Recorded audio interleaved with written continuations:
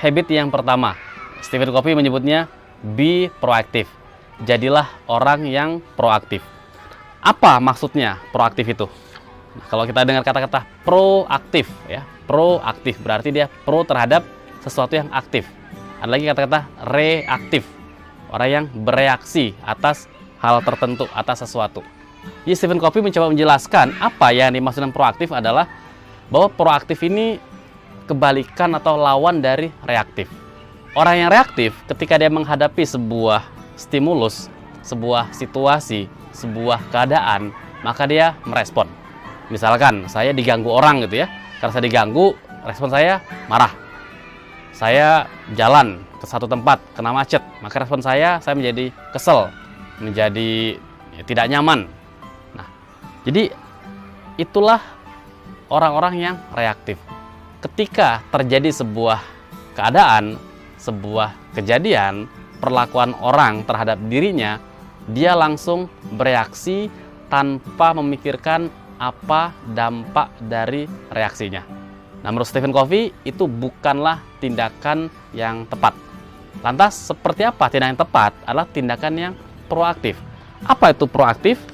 Ketika tadi kita mengalami sesuatu, mengalami suatu keadaan, mengalami suatu kejadian, stimulus, baik itu yang menyenangkan ataupun tidak menyenangkan kita, maka kita secara sadar memikirkan, mempertimbangkan, dan kemudian memilih sikap ataupun tindakan yang ingin kita ambil.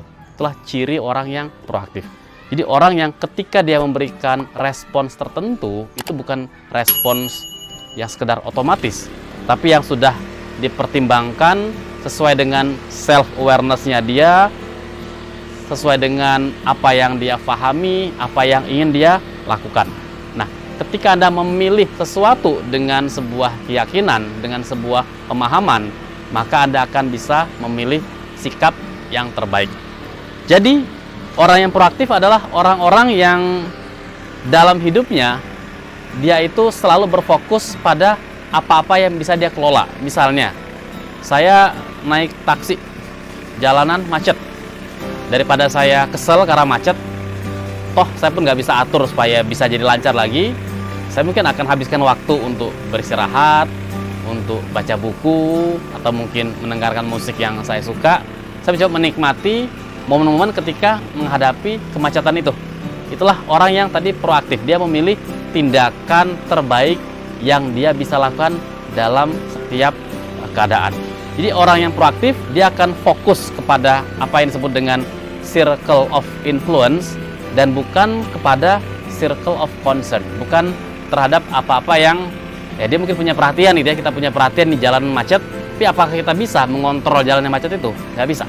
Jadi orang yang proaktif selalu berfokus terhadap apa-apa yang bisa dia kerjakan, bisa dia lakukan, bisa dia perbaiki, sehingga pelan-pelan apa yang dia bisa pengaruhi tadi ini makin meluas dan mempengaruhi apa-apa yang menjadi concernnya dia.